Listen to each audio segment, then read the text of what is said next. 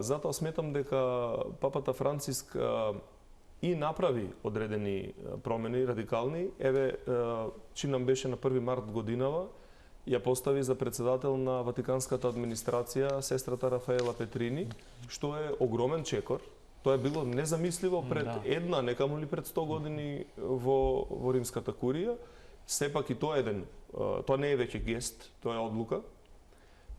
Но ценам дека се напредни, особено заложбите и за животната средина, и за градењето братски односи со другите, со различните народи, култури, цивилизации. Таквите средби кои што се случуваат меѓу католиците и православните секогаш повлекуваат едно основно прашање: можно ли е помирување, можно ли е обединување?